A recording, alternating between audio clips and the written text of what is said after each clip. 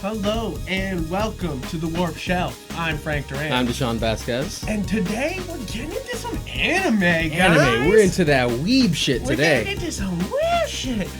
This is actually a project that's been happening for a while. Technically years. Yeah, technically years. I've been watching Yu Yu Hakusho on Funimation, and I got it on Prime for free one time, and that's the reason why I started watching the show. Years ago, like is that super Prime was cheap. just like, here's the first season for free, and it's like the only show I own on Prime. Because why would you buy a whole fucking season? And then you watched it, and you were like, "This is good," but then you didn't get any of the others. And then you finally got a Funimation subscription, and I kept being like, come on. Finish it. Come on. And I am glad I finished it, you know, like, because this is a classic anime. This is the reason why we got to talk about this, is that it feels like it's got some cultural relevance, and you know, he's a big fan. Yeah, I grew up watching it. Basically, you watched on Toonami? Yeah, it used to be both on Toonami and Adult Swim. It started on Adult Swim, and then it moved to Toonami, was a bit censored, but then uncensored on the DVDs. Yeah, right. Which I sort of get, because there's a lot of swearing in this one.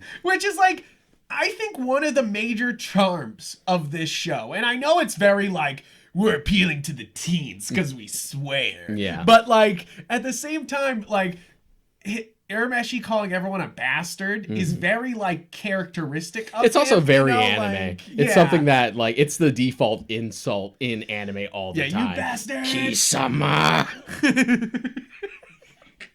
And it's like, and I think that really is a good way to segue into why this show is so successful. It's the characters. The whole cast of characters is the reason why this show floats in any way at all. Yeah. You know, like, because it does have an interesting concept. He dies, and now he comes back, and he's a spirit detective solving spirit mysteries, which is cool. But then they're just like, throw that shit out the window. That is like one of my favorite first episodes of any TV show. Yeah, just to be like, here's your main character. He dead. He dead. He's dead now. Oh, okay. We are in for something different. Yeah, and I think that's what's so charming about this show, is that feels like such a classic episode. It feels like a lot of other shows copy it, you know, like, and obviously somebody dying like because of a car is such an anime trope now. It's just like, oh shit, cars kill people. Isekai, get in that fantasy world. Exactly. It's like, and that's sort of what happens here. Why can no one drive an anime? Yeah, like, is everyone really bad at driving over in Japan? Is that what they're trying to imply here? I don't know. Like, is that like, this is how animes start because people are bad at driving? Like, you're like, why don't American animes start like that? American shows, they're just like, because when you die in America, you die for real. Yeah. But I really dig this show's was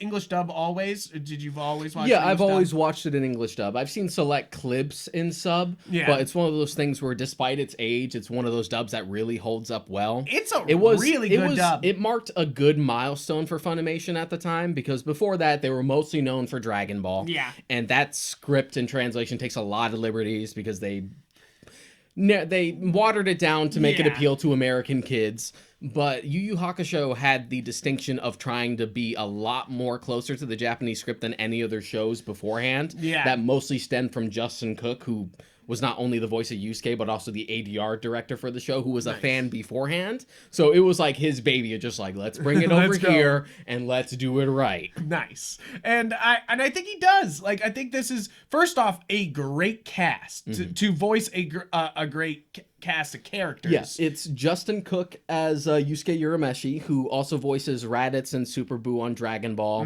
He's also Kirishima in My Hero Academia. He's all over the map. You got Chris Sabat as Kuwabara. Chris Sabat for Dragon Ball. You got Piccolo, Vegeta, Mr. Popo, Kami, Raccoon. It just keeps going and going and going. For Kurama, you have John Bergmeyer, who voices Tien on Dragon Ball. And it's just a lot of alums from Dragon Ball, which is kind of funny. That was back in the day where, like, that's the only cast they had. That's who they had. That's who they got. Yeah. And Hiei is Chuck Huber, who's also like Android 17 on Dragon Ball. So it's like it's all like Dragon Ball alumni. And I feel like there's a lot of mesh between these two those two fandoms too, because not only because they were on Toonami at the same time, but because this is another anime that's just like strong guy just wants to beat up other strong people. Like, and another that's battle, basically another like battle shonen, straight up battle shonen, which to its credit, it doesn't start like that. No. You know, like, and that's definitely what dragged me in. Was definitely like, hey, this is a mystery show. It's like ghosts. It's like, oh, he's a ghost detective. Yu Yu Hakusho literally translates to poltergeist report. Yeah, and it goes from being like that to being like, oh, we've introduced demons, to being like, ah, shit, now you gotta go to demon world, to being like, ah, shit, now you gotta fight the worst demons. Like, to time being for like, a you are now. tournament. And then the whole show ends with them being like, you are now going to be the king of all the demons. And you're just like, oh shit, this escalated quite fast. But I really do give it credit. 4 seasons, it definitely, okay, like some of my feelings about the thing, I love first season. I love second season because Dark Tournament, it's, like, that's great. Third season with... it's hard to say in seasons because the seasons are arbitrary as far as Funimation or the DVDs are concerned. It's really split into arcs, like Spirit Detective arc, the Saint Beast stuff, then Rescue Yu Kina, then the Dark Tournament, then Chapter Black, then Three Kings. Yeah, and Chapter Black is the weakest here. It's always been my least favorite. It's idea where they're like, hey, there was other spirit detectives and you're an idiot for thinking they weren't, and this one's lost his goddamn mind. But they take him losing his mind too far, where they're like, he's got split personalities and he's literally a different person who doesn't think he's done these terrible things because his different personalities. It's so ham-fisted and like not well executed. It's weird because a lot of the fandom, at least in my experience growing up, really liked Chapter Black. Not as much as Dark Tournament. Everyone loves the Dark Tournament because it's the best. It's the best. Dark Tournament is one of the better arcs in anime. I want to say it's the best tournament arc in all of anime. Yeah. No. Okay, we'll say it right here. Best tournament arc in all of anime because. First off, it keeps it fresh. Every episode is just like, yup, another thing. Oh, it may be a continuation of fight, but it's different now. You know, like, instead of feeling like there's padding, every episode is used to make this tournament seem more awesome. The pacing from beginning to end for the entire series is very just like, get to the point. To the point where it actually skips a lot of chapters in the beginning. Because there's a lot more time in the manga spent with like Yusuke as a ghost shenanigans. But the anime was just like, no, get to the point. We're moving on. Yeah. It's like,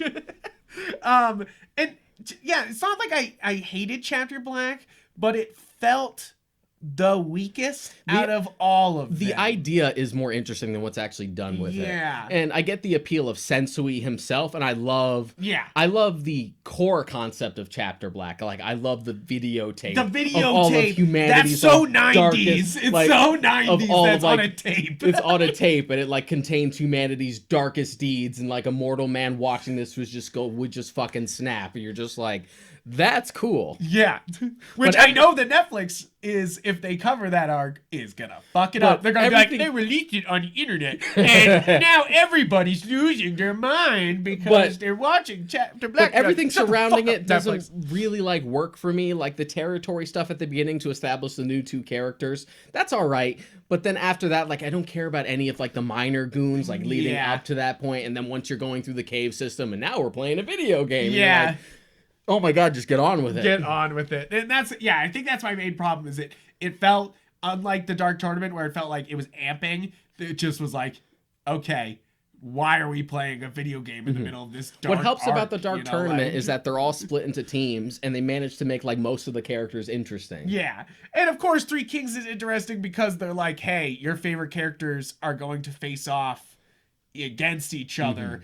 And they kind of don't do that, but you're like, that's kind of the amp up is like, hey, all your favorite characters are getting great character moments, and they're gonna kill each other. And you're just like, probably not though, like, because of so many things. But I'm definitely jumping ahead, but I like this series a lot overall for its characters.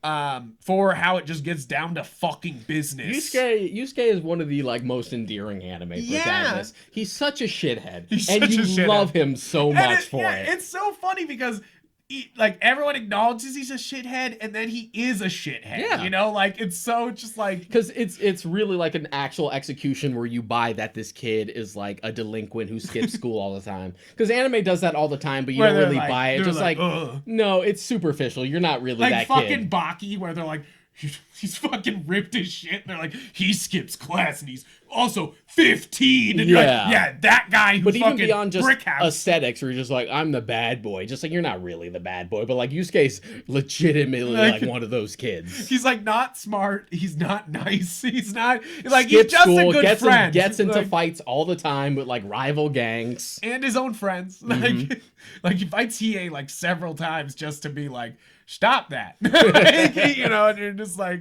guys, stop that. Like, and he's so endearing. He's also got style. Like I feel like that's one of the major parts of this show is it's full of drip and style. Everybody, first off, dripping. Look at that fucking drip on everybody. Everyone's got the full fucking suits, and they're just like, yeah, get fucked, bro. Like, The Crew about to drop an album. This is literally an album cover. Exactly. And then they keep updating the costumes, and they get doper and Yeah. doper. And I think number one, the reason why this show did well is something primal in anime. It's something primal in watching battle anime specifically, is that you want to act it out as a kid or even as an adult. You want to you watch Dragon Ball and everyone's done it before. Kame, you know, like, and Kamehame. yeah, like I love how you said with the double K because that's something Goten does in the sub. Yes, it's like a little quirk of his where he says Kame Kameha. It's like it's supposed to be like a cute little quirk of his. But it's like one of those things that you get into it, you do the movements. Nothing is better is than more primal than a finger gun. a finger gun. It's so genius. It's Yeah. so just like, yes, 10-year-old, here is a gun. Like spirit gun, you know, Yeah. like that's definitely half of this show. Is it sparks an imagination. It's like I never watched this show as a kid, but I definitely knew kids who watched it and talked about spirit guns, you know, like, and that they each could have 5 bullets, you know, like, and I definitely knew kids who knew this stuff, you know, like, and I was like, and that's really it, is that like, there's something to be said about, an inspiring character, but also inspiring you to like do the movements with them, you know, like it's a very kid show in a way, but like, you know, like there's a reason why the Power Rangers do all these fucking moves before they fucking transform into something, because they want kids to sit up and go, yeah, exactly. you know, like, because do you remember fucking Red Ranger? They put it up and it shoots out. I remember doing that with friends while watching the episodes, as being like, more for time, you know, like, and it's just nothing better than it goes to Spirit like Gun. people trying to do kamehamehas. Once Naruto became big, every kid was doing hand signs. Hand signs and Naruto running. Like, oh my god, were kids Naruto running? But like, that's kind of like the root of why these shows ingrain so deep in people, is that it's connecting not only on an emotional and intellectual level, but also kind of like this little physical inspiration, you know? So like, it has that like typical appeal that you would have found in its contemporaries like Dragon Ball.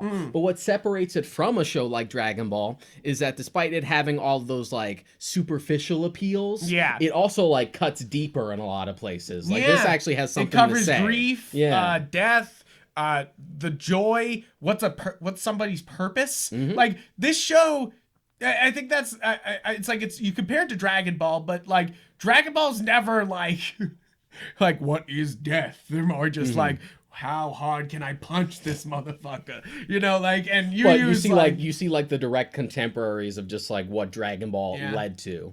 Yeah. This was like that next generation of like, this is where its influence is showing, but how we're taking it into our own direction. Yeah, exactly. I really do think that this show is out to say something. You know, like it's not trying to just be a battle shonen all the time. Even the final arc is a big metaphor. Yeah, it's very introspective. introspective. Like my The thing I like about the Three Kings arc, despite it being like really rushed at the end, which was for a number of like behind the scenes details as to why that is, I think it does wonders as far as characterization is concerned for Yusuke, Kurama, and Hiei, especially Hiei. Like the stuff that Hiei gets in the Three Kings arc is like the highlight of highlight of his shit. You're just like, and that's what's so funny is like, it's like people talk up the first 2 seasons of this show, or the first two big arcs, but like the memes come from the final arc, you know, like all the memes you've seen of like, if Kurama can call his mom in hell, so can you, you know, like, and many other like ones like that is like, that's the arc that's like iconic in a way, you know, like where it might not be the best arcs, it is the most iconic of basically of the them. 2 tournaments. Of the 2 tournaments. And yeah, Dark Tournament though. Dark Tournament. Oh man, it's so good. It's so well structured, and what's the villain? What's the villain's name? Toguro. Younger Toguro. Toguro.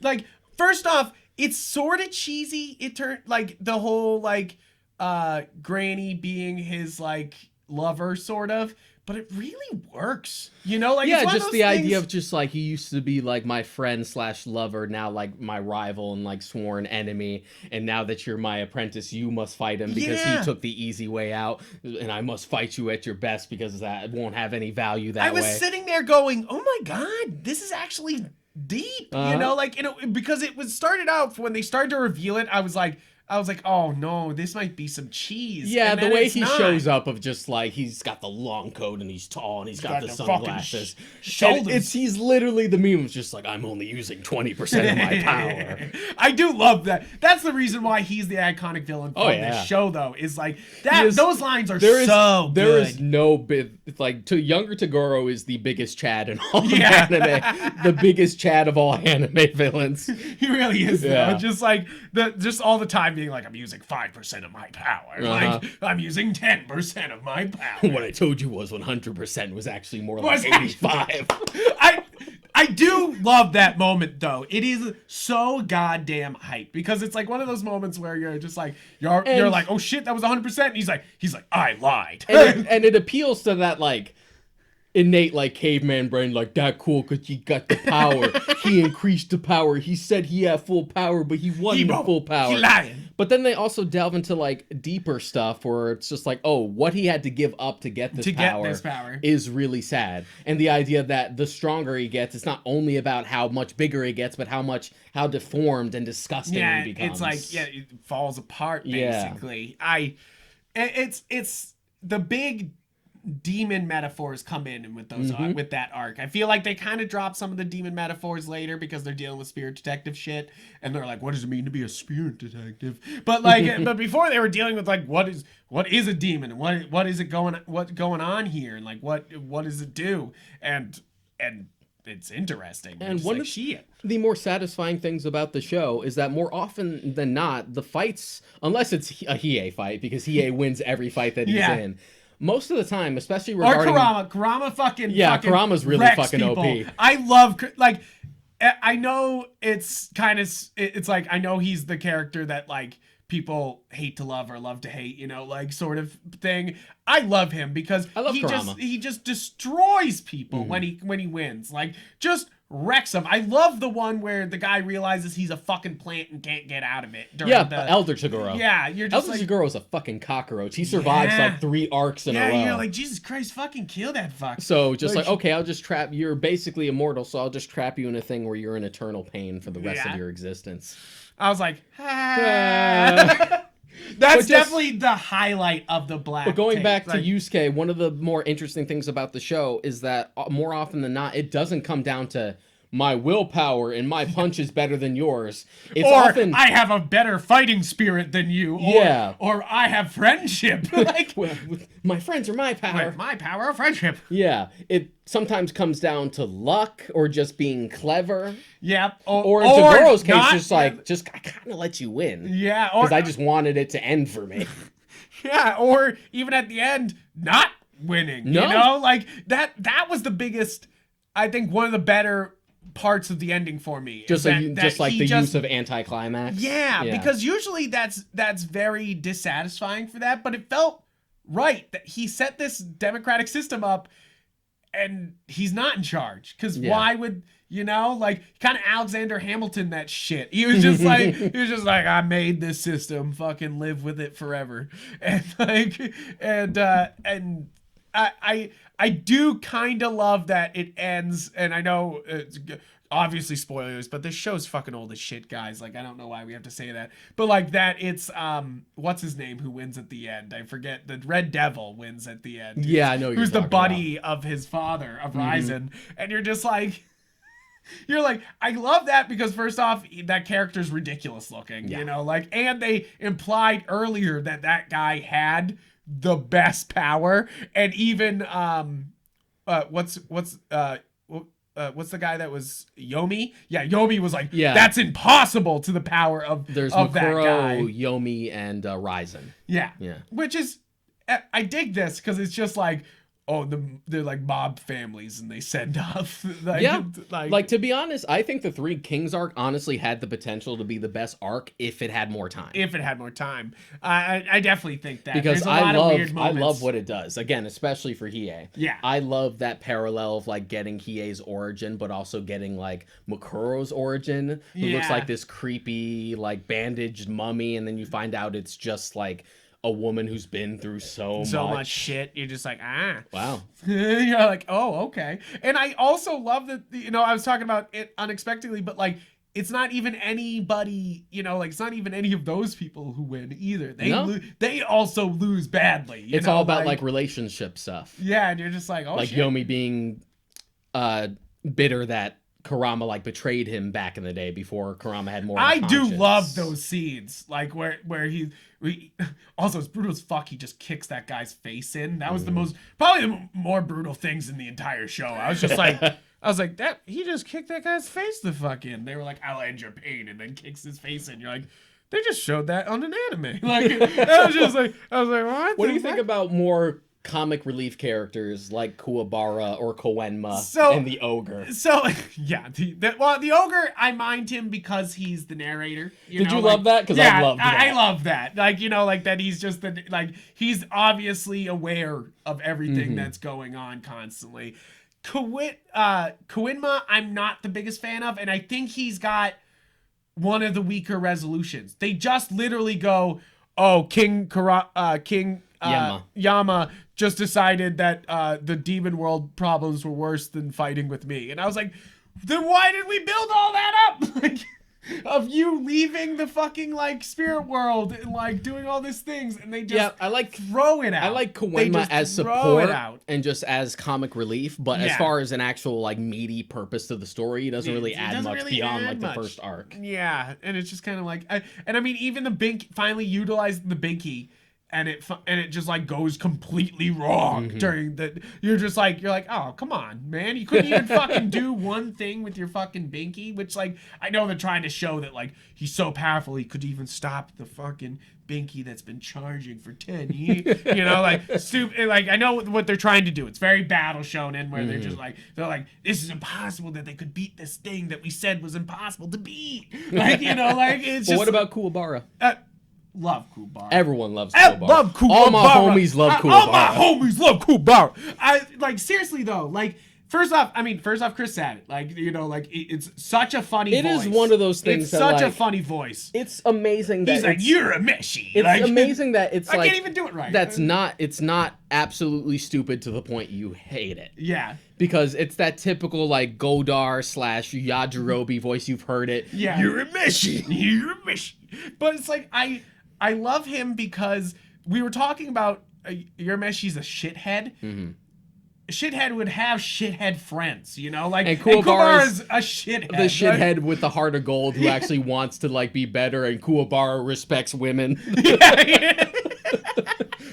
And it's exactly. Like I do love this anime's view on female roles too. It does a really good job. You know, like most of the time, it doesn't like it still has its own. It like, still has its own age, but for the time, that was even a step forward. Yeah, right. Yeah. Like even just the sister being like such a good character. You know, like Kuwabara's sister, she's great.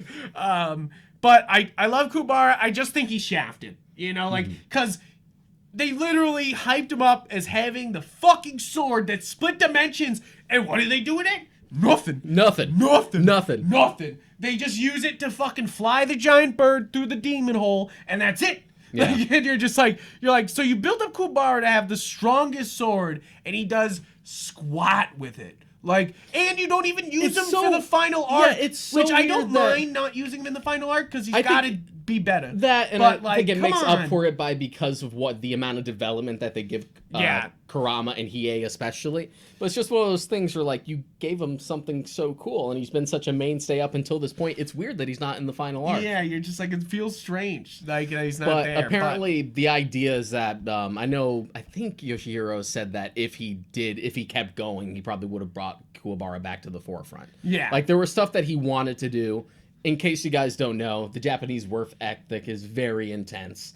And so for people like Togashi, who's the author, working as a manga artist is very hard. You literally have to pump out a chapter, a full like issue of a manga that most of the time is both written and drawn by one person every week. That's crazy. It gets very tiring. It's like American comics does not keep up with that in the slightest. Like, anytime they try to do a weekly comic, they're just like, how do you even do this? How do we even keep up with this? They have to like split it between different writers and stuff like that. Yeah, they can't even have one person try and do it on their own.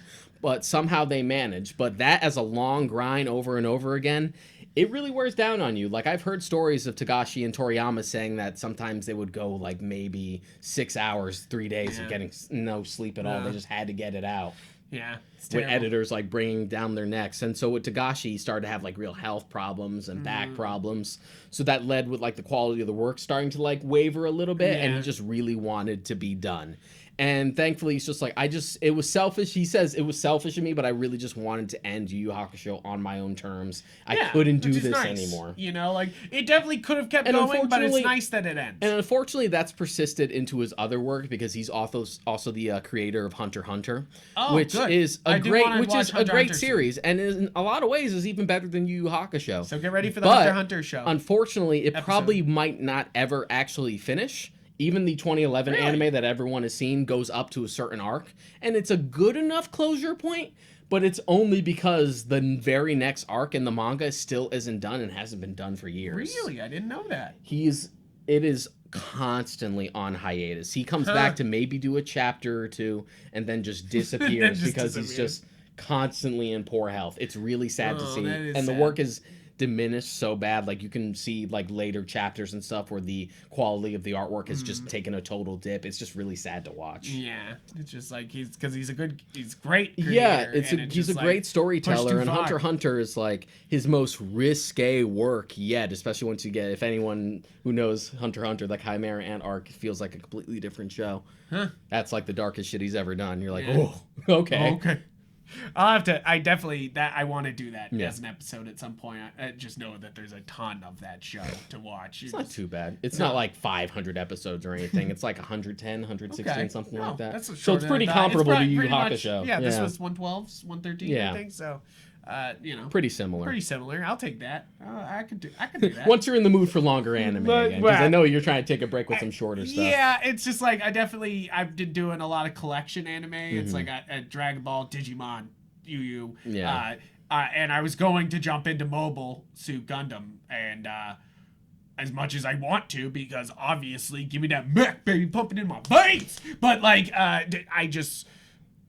I know that I'll just be stuck in that forever and ever, and I think it'd be nice to smash some 26-episode shows just really quick. Bam, bam, bam, bam. Really slap them out of the fucking way real quick. But going back to like the show on point, it's a cut above despite what it might look like on the surface. Yeah, because it's definitely a well-animated show most of the time. Most of the time. There's definitely some episodes that don't look great, but it's just overall, it's very... well done. And the pacing is like pretty much impeccable most of the time. Yeah. Like, the Dark Tournament, which is the longest arc in the series, could very well feel padded and you want it to end. But it just keeps on going and you're just there for it because you like the characters, you like all the different gimmicks and the different teams that are established. The rules changing a little bit. And they all feel like well fleshed out characters, even if they only show up for an episode or two. And I feel like Toguro delivers on being the final, you know, like they build him up, and there's like the stuff happening in the background of the tournament, which is cool too, you know, like, and then finally they deliver with that fight, and you're just like, hell yeah. Like, hell yeah. But also that brings up a good point. What is one of the greatest parts of this show is the music. Holy shit, I love this music. First off, Smile Bomb, the opening. That OP is a bop and a half. Oh my god, it slaps so hard. It just slaps so damn hard. I literally never skip the opening of this show. I was literally just like, I had a friend who he's recently like started rewatching it again, and he got his girlfriend into it, and he messaged me. It's just like, dude, she didn't like the opening. She ain't the one. Oh, she ain't the one. She ain't the one. Sorry, she ain't the one, bro. It's just like, no, she ain't. She ain't the one. She ain't the one. Get rid of her. Sorry to hear that, bro. But really though, it slaps so damn hard. It's such a good track, and I love the changes they do to the opening to keep it fresh between the arcs, and you're just like, yeah. And to be honest, the endings are pretty good too. Yeah, it's not bad. They're not too like bad. I know my buddy Rob is a huge fan of the first one, Homework Never Ends. But like they literally steal a track from here for Toonami for like ever. You know, like the they do in like you do it in King's arc, the Three Kings arc, but they start it in the Black tapes. Like they Chapter Black. Chapter Black. Cuz it's like they start that track there, and it's such a good track, and I remember hearing it all the time in the Toonami commercials where they'd be like, tonight on Toonami, you know, like, and you'd be like, yeah, okay, what's up? What's on next? I fucking love the I love the dragon. I love the didgeridoo. Yeah. Near, near, near, near, near, near, near, near, near. Borda, borda, borda, borda, borda, borda, Yes. borda. Every That's single also time. good. Like that's like it's the themes are quite well developed, you know, like and I really appreciated that everyone had their own themes and they could play them, and like it would, you know. I always have like the track that always lives, one of the tracks, because most of them do, that lives like rent free in my head, is from like the first 2 episodes where it's like where that little boy's talking about like, why didn't anyone want to play with this kid, where he's just like, look, he's watching his own wake. Yeah, you're like, oh. And everyone's like crying over him. It's just like, okay, I thought what a good episode, by the way. Yeah, you know, it's funny because the whole first season's so good, and you almost forget about it because of the Dark Tournament stuff, you know, like like you're almost like that's all in the first episode. Yeah, him like going to his own wake. You're just like, wow. And everyone crying over him. He's just like, oh, I'm just this delinquent. No one's gonna miss me anymore. Yeah. And like everyone from like Keiko, which makes sense because she's always been like the childhood friend trying to get him into shape, trying to have him clean up his act. His mother, who seems like absent, like misses him. Even like the principal, he's just like, it's like, if you just put your mind to it, you would be so talented. Like, it's such a waste of potential. Yeah. Which they even let go of that principle, like, after a while. They're just like, never mind. Oh, man, I miss Bryce Armstrong. Yeah. He voices, like, every other extra on the show. Really does. Yeah, he passed away a couple years ago. He was also the voice of Captain Ginyu in the original Funimation Z dub, and he's the narrator for Dragon Ball. Oh, nice. Yeah, there you go.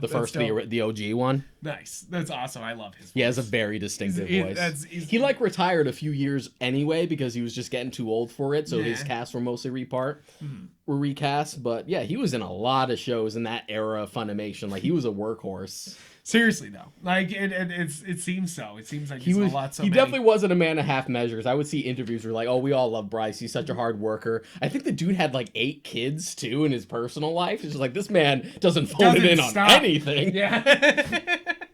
Just goes hard all the time. Yeah, that's crazy. That's nuts. But I really do think that the music's top notch. It's got some classic anime themes there, you know, like and the openings and closings are so good. Oh, there are so many memes about Smile Bomb and how much it slaps. Yeah. There's that one meme with like the kid who's just like, y'all mind if I praise the Lord? And then there's one for that. There's one for like everyone dancing everyone dancing on the highway in La La Land, but it's to Smile Bomb instead.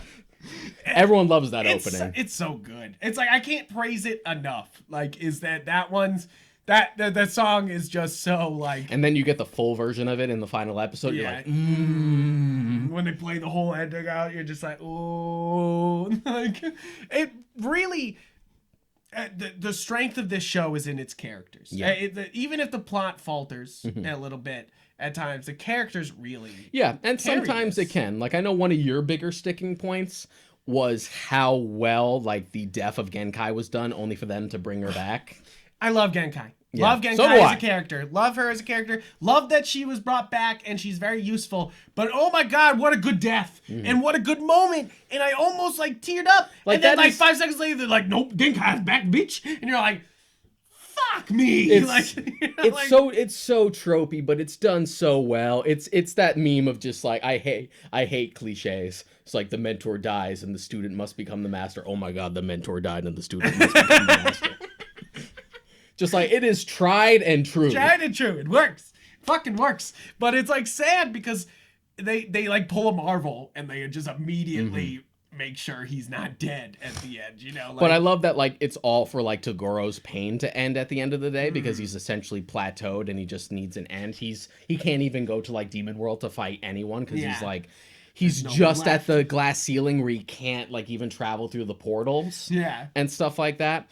But just the idea that, like, even beyond him, there are stronger people. And they paid that off later with the Three Kings stuff. Yeah, they do. But they mentioned the S-Class But I love that final exchange with him on Genkai, like, on the precipice, where he's just like, I'm just going to go to limbo. Yeah, right? I do. I love that. And he's just like, I want the worst treatment possible. Yeah. And you're like, dang. Because even Koema's just like, I mean, you kind of held it in at the end there. We could maybe try and find something. You're just like, nope. Bottom. Whatever the bottom is.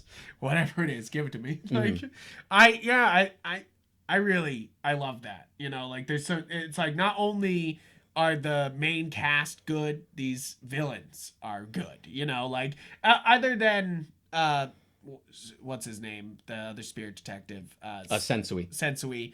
I just think his ending's weak and it felt like they were trying to introduce a gay character but didn't know how, like back then, you know, like they were like, here's a gay character, and even like everyone on the show's like, what, you know, instead of being like, you know, like instead of just nodding, they were like, what, a gay, you know, and you're just like, what is this? You're like, calm the fuck just down. Like, it's relaxed, but you know, product of its time. Yeah, product. It's just one of those things where it feels unsatisfying because we don't get a legitimate win.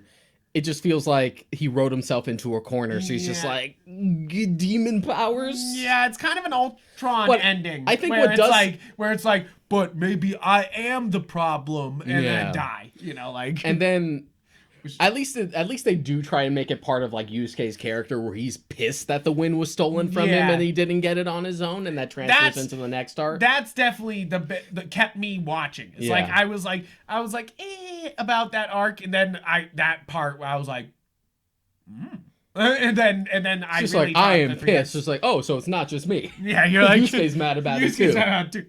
He's like, no, that was stolen from me, and you're like, yeah, it was stolen from me too. You go get it. But I'm glad you like Genkai. I probably would say like Genkai.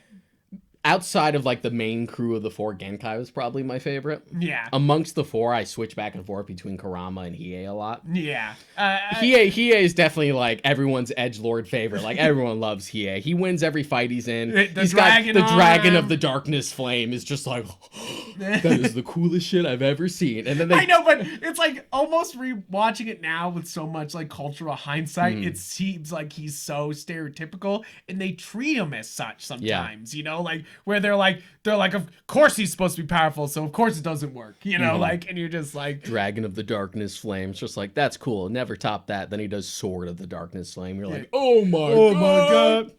But I kind of loved his fight at the end, where they're kind of professing their love to each other, like, you know, like and they never actually say it in the show that they're talking about love to each other and that they want to like save each other. I mean, just that know, moment where like he explains his origin and then she explains hers even before the tournament starts, and she literally like strips down in front of him as someone who's been like tortured all her life. And you're just like, you can see me. You can see it's me. like you can see me as I am. And it's like, and I don't know if I was getting the romance vibes, but then the fight starts and you're like, and they're like, they're saying something through their fighting. And I was like, oh. Yeah.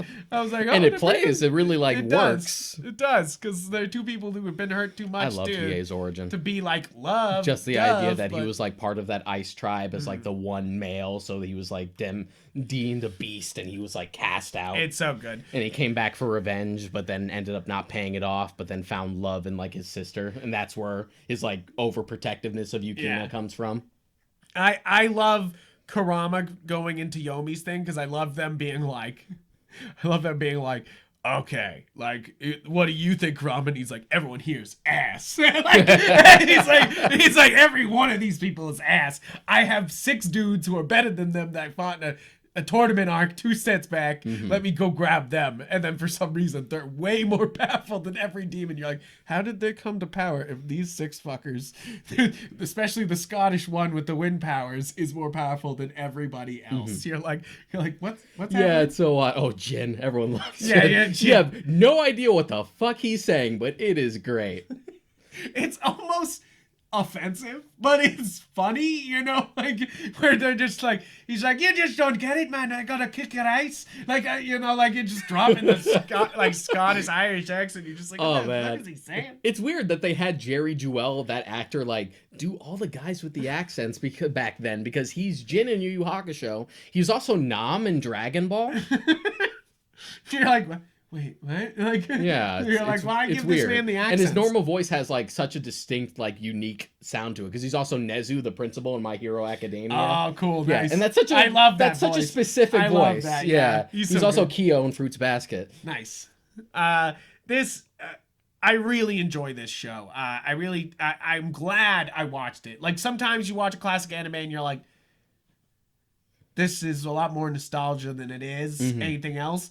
That's not true here. This is Definitely a well-written, character-driven show. Even for as much of a Dragon Ball fan. With a lot of fun action. Even for as much of a Dragon Ball fan as I am, I have to be in the mood as I get older to watch it, just because there's so much of it and it's so padded, especially. But Yu Yu Hakusho is so fun to rewatch that out of any shonen, it's probably the one I've rewatched the most, and the pacing is a big part of that. Yeah. And the fact that it's a little more deeper under the surface. Yeah, and I feel like I've been hating on that third arc a lot, but I do love what's his name, who could flick the fucking sniper? Did they could just call him, where he could just flick anything? Oh, I know super what you're fast. talking about. Yeah. Love that character, because it was so just like, welcome to Bond character, you know, like, it was just like a and Bond that's also like very like appeals to your kid brain of just like, you would do that shit in school, like fucking with an eraser or something, just like, pew, you gotcha, you're dead. You did. I got you. Exactly. But also it led to really cool scenes of Kubara being stuck in the back of the truck, and Urameshi starts on like a bike to get him, and you're like, what the fuck? And then he's just running next to the car, and you're just like, oh shit. Like, you're just like, it's definitely, that arc has a really good beginning and kind of a bad ending. Like, it starts to pad out towards the video game bit, and then it just pads out. Like, it does, like, as again, I like the Three Kings arc despite like its problems, but the show does peak with the Dark Tournament. It does peak with the Dark Tournament. And that's not a problem, you know, like, it just means that 2 seasons not as good as that first 2 seasons, you know, like, but overall it's a net positive. Yeah, net positive. It's just, you know, we have to critique, you know, like, that's what we're talking about here. So, like, gotta point out these things. So, as far as extra content is concerned, there were a few OVAs. Yep. And they're fine. They're like little side stories in between arcs and stuff like that. And expanding on the Hiei. There are 2 movies. Stuff. One I barely classify as a movie because it's only half an hour. Really? It's the Golden Seal movie, which, nah. Yeah, I haven't seen the movies because they're not anywhere streaming right now. You have to buy them. Funimation has the rights to one. They don't have the right to the other. Yes. Because the second movie, which is the big one that's actually like movie length, and it's just like the obligatory non-canon villain. We're going to do crazy power shit that you'll never see in the actual show. Again. It's okay. It's a little silly. It's hard to like watch if you've grown attached to the Funimation cast, because this has a completely different dub. Because a different company like grabbed this was back in the day we were just like, oh, this will make us money. Grab it, fucking put it on the shelf. It was before Funimation ever got the rights to Yu Yu Hakusho. Someone else grabbed that movie. Interesting. And then that company went under. So now the rights for it are just kind of in the air, and no one knows where they are. People have been asking Justin Cook for years to like, when are you guys gonna get that movie and redub it? And he's like, I would love to, but no one knows how to get their hands on it. That's so weird, though. Yeah, like that's so wild. And I feel like I would like to see those shows, the movies, but because I saw most of the OVA stuff, but like the movie, the movies don't really like. Exactly. Much, so if it was like, if it was really tying off something, I would be like, oh shit, I better see it's that. Not like Dragon Ball, where like the movies are so well loved that they're like a part of the watching experience. Exactly. And that's exactly. That's totally it. Is that like, is a movie's got to be caliber. Same as the Digimon movies, where you're just like, it's got to actually be caliber to be like here. And canon. Yeah, and canon. There's also newer OVAs that came out a few years ago to like mark the anniversary. Those Funimation said they would dub them, and they did have the rights to them, but we still haven't seen them yet. I don't know if they're trying to wait to put it on something else, or they're just, I don't know what it is. Yeah, because we know there's a Yu Yu Hakusho movie coming to Netflix. We know that's been bought and is being developed and happening. I can't wait to hate it. Yeah, it's not like Netflix can't do a good live action adaptation. They just haven't yet. Yeah. Like, there's no good anime adaptation that I've seen so far, other than I've seen a bit of, there's a new horror one that they just started to put on Netflix. I forget what it's called. Talking about Sweet Home? Yeah. I've heard that's based on good. the webtoon. Yeah, but that's more of a webtoon than anything else, you know. So it's just. I've heard the Rurouni Kenshin movies that they made in Japan a few years ago were good. I just haven't watched them. Yeah, I've heard good things about those. It's just like, yeah, it's kind of like the Attack on Titan movie. None of these have quite nailed it. Rurouni Kenshin at least has the benefit of just like, it's really just samurais. It's not too ridiculous, as opposed to being like, we're gonna do CG Titans. Except this is a Japanese film and this never looks good. Yeah, we don't have the budget to send it that far. Like, yeah, exactly. You're just like, So, I mean, I do have hope that Netflix will put the money into this. But what do? You know, like, do you do the movie of the Dark Tournament? Because that skips a shit ton. You know, like, you would have to sum up a lot to do a Dark Tournament and movie. No one wants a repeat of like the Full Metal Alchemist movie that they put out. Yeah, and that one was a big one where they were just like, they were throwing everything at that. Yeah, it was. I didn't watch that. It was bad. I was just like, it was bad. It's like, I'm not doing that shit to myself. I burst out laughing within like the first 5 minutes because they literally introduced the mom and then kill her like 10 seconds afterwards. It's literally just like, hi. He's just like, you boys are just like your father. And then literally like 10 seconds later, it's like, oh, my heart. Like, me and my friend Alex were watching it and we just cackled. Because she just died immediately. Like, oh my God, I thought fucking Brotherhood rushed it. Jesus. Like, no, she did now. She did right this fucking second. Like, oh, so bad. But no one wants to like a big hodgepodge that like jumps around and stuff like that. And that's the thing is, you could do a solid movie that's just the beginning cases and maybe even just the beginning episode. But I doubt they'll do that because they'll be like, but we want Toguro. Like, you know, and you're like, yeah, but you gotta get to Toguro. You gotta earn Toguro. You can't just jump in there immediately. Exactly. It's like the Death Note movie trying to wrap up everything in that one movie. You're kind of like, you shouldn't have tried to shove all this in one thing. And I get the conceit of like it being its own self-contained story. Yeah. And of all the dumb things that Death Note movie does, I'll give it credit for really trying to be its own thing for the most part. Yeah, it's like, hey, I'm different. Because I feel like when you do that, it's much easier to separate it from the source material. We're just like, well, you're just clearly going on your own tangent. Instead of trying to adapt like the Attack on Titan one. Where you're like, there's a direct comparison and I can see the translation and I hate it. Thanks. At least with the conceit of just like, whatever, we're doing whatever. I'm just like, okay, then it's in its own bubble over here and I don't have to think about it. Yeah, exactly. And I mean, we've said it before for video game movies, and I think it applies for a lot of anime adaptation movies. Guilty until proven innocent. There's just too many bad ones. I'm sick of getting even remotely excited. Like, until a good one pops up, I'm negative about it. Yeah, I'm just gonna not, get too hype about it. Like, I will see it. Same as the Cowboy Bebop show on Netflix. That sounds like they got the right people attached, and it sounds like they got the right people working on it. Still. I'm already like, yeah. Don't you fuck with Cowboy Bebop. You leave Cowboy Bebop alone. It's like, how could they do the news flashes is my number one thing about, like, how in modern day could you do the big shot? Yeah. And it's just like how y'all doing? It'll feel very Shucks, Westworld. Howdy. But they have to, you know, like, they can't just not do it. But I mean, same thing for this is, like, I feel like the problem with a Yu Yu Hakusho movie is that it might end up like a Dragon Ball movie where they try to shove a whole plot in and they also try to modernize it, and it just and here's the thing, any of these can work. Yeah. It'd be tough to do, but so far we just haven't gotten there yet. Yeah. Rule of averages. We'll eventually get there. Eventually, just like video game movies. Eventually there'll be a good one. Don't say Sonic, shut up. Yeah, all we got is Castlevania. I guess. Yeah. We're talking. Well, I'm talking movies. Yeah, if we're talking. Yeah, exactly. We're seeming to have like a much better track record with so far TV with like shows. TV shows. It's true though. Yeah. It's like TV show media seems to have enough space to tell the whole story. And I mean, that's the same thing with Yu Yu Hakusho. It's like, I would take a live action show. If there was a budget. If it was done well. Yeah, if there was a budget, you could do a shorter version of the whole plot done in live action. But I also see as like a show. But I also not see as a like movie shoved all together. But I also see like the corporate heads and all the ideas of just like, well, we probably won't make it Japanese. We'll have this take place in America and stuff like that. And I already have just like, yeah, you've already fucked with it. You've already messed with the things.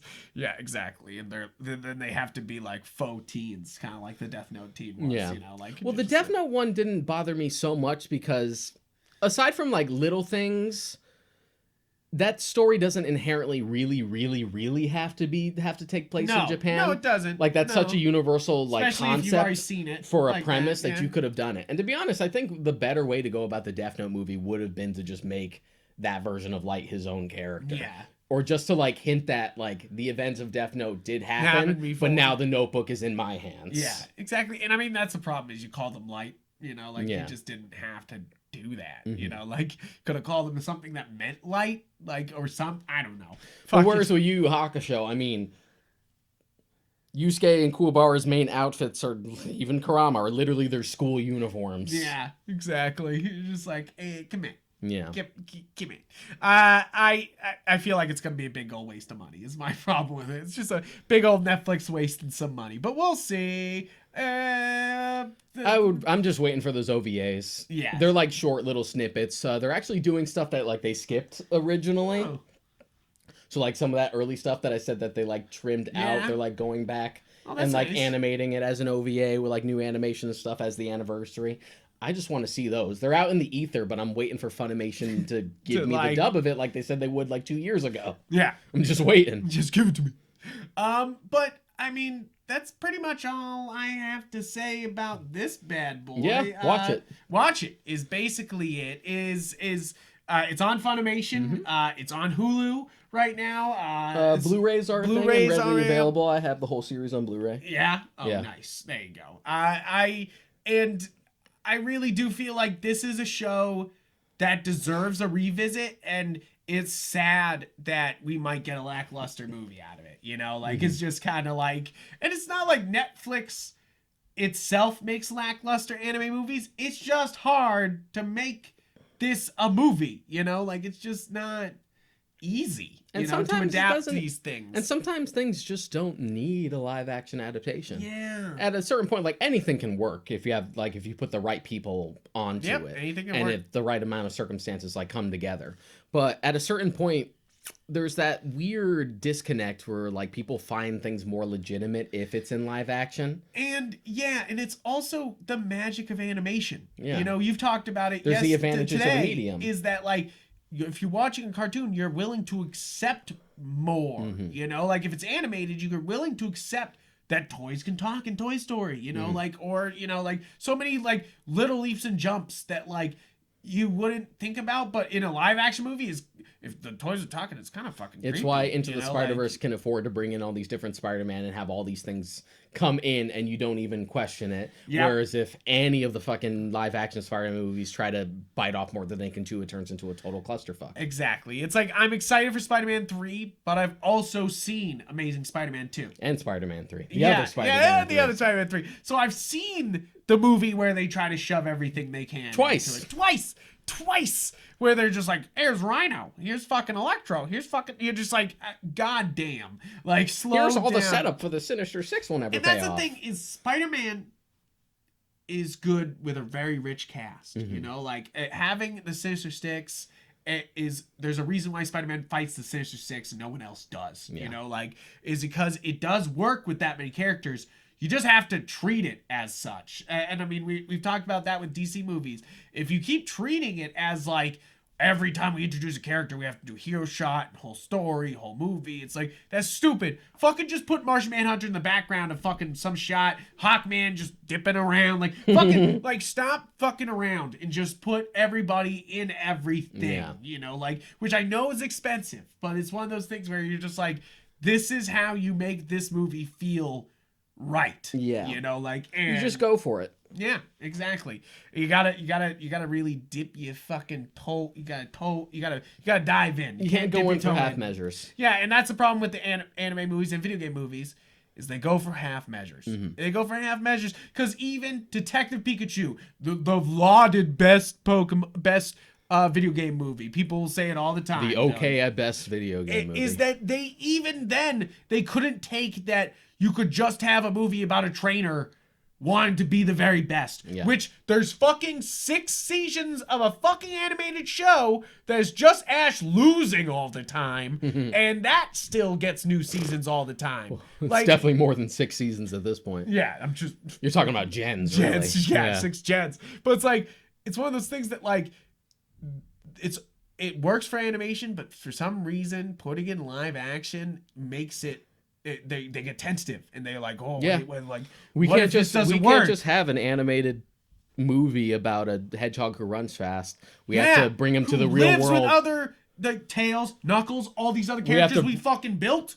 We don't Instead want of to introducing want to fucking do James that. Matheson again. Let's just fucking put him in the real world and have him stuck in a car for fucking most of it. Why would I put the fastest hedgehog? That's like the Flash getting a Flashmobile or the Flash Cycle. Mm-hmm. I get it. It's a cool toy. But oh my fucking god, does he need it? Like, why? Tell me if you Why? would watch a Flash That's movie. the problem with the Sonic one, is it's not even like a cool mobile for him to ride in. That's a cool toy. It's just a car. It's just a fucking car.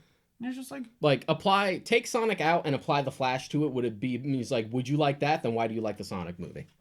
exactly.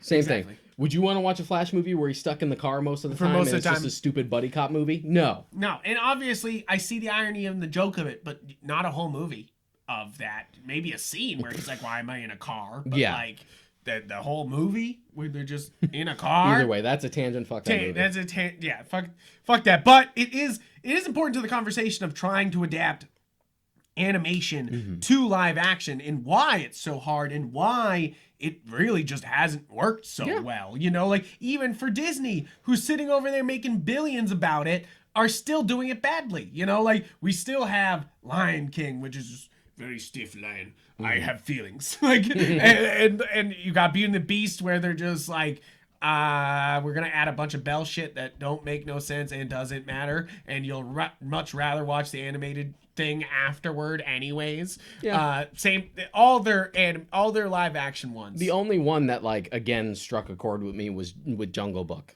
Yeah, Jungle Book. It was the only one that was like actually trying to do its own thing. And it kept it's- enough of like the nostalgic stuff, but it was really just like, we're trying to say something new. And it's fun in its And own I don't way mind and very Mulan different. either. I haven't watched it. I don't mind the Mulan adaptation, but again, that's a very different thing than being exactly a remake like Lion King is trying to be, but without any of the fun parts that make the animation in Aladdin fun. You know, like that. I think that's one of the major things too, is that like the great thing about animation is you could do anything with your imagination, but it also stretches the imagination, and realistic And you animation have to like can't do measure that. up to that. Yeah, and it's why I'm worried about the SpongeBob show and the Rugrats show with the new like realistic 3D animation that they got going on, which is still like the same art style, but like just 3D. I feel like you're gonna lose a lot of the physical humor because the models can't do what you want to do all the time, you know, like they can't be as wacky, you know, like, or as spontaneous, you know, like, but we'll see. I'm gonna leave all that out until I see those Paramount shows. I'm not gonna fucking judge them too hard until I see them. But again, that's this animation that like, you're just like, this could go so wrong. Like, I'm sure we'll have a very similar conversation whenever that live action Avatar show comes out. I know.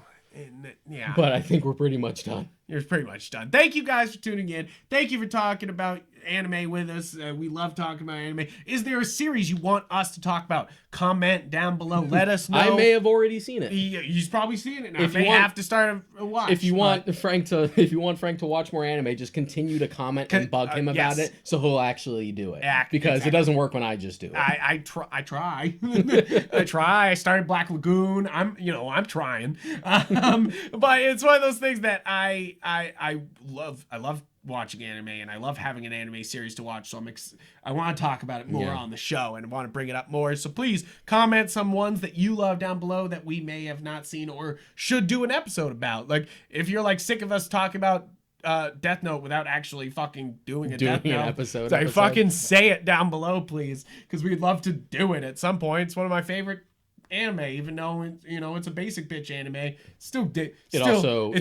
He takes the chip. It is also, and I'm gonna eat it. It's also much weaker in its second half. Yes, yeah, that's rough too. Same thing for Yu Yu Hakusho. Like, that's weaker on the second half. You know, like sometimes that happens to these classic anime stuff. But besides the point, this show is everywhere you get podcasts, on YouTube, anywhere you like. But also check us out on galaxygeek.com, where we put our reviews in every episode of this podcast, and you can check out more content and all that jazz. But also be sure to check us out on our individual Twitter and Instagram. I'm Yupfrank. I'm Mod Karika. And he's got the goods on Instagram. Like, he's got so many. I got all nerd shit. All the nerd shit if you want on there. I do Boston shots, and I haven't been able to do so many good Boston shots because the plague. It's passion versus cashin. Yes. But but I do post on my story all the good stuff that I get. So, it's there. Like, so follow on those things if you want to actually see what we're adding to the warped shelves over here and at his house. To what we're gonna add up there. You can see I put some Star Wars By the time this episode comes out, I'll probably already like flexed a story for the upcoming episode just to have an excuse to take a picture of my Blu-rays of Yu Yu Hakusho like next to my pops. Yes, do it. Do it. I love it. But thank you guys. Thank you, and have a great rest of your week. Adios.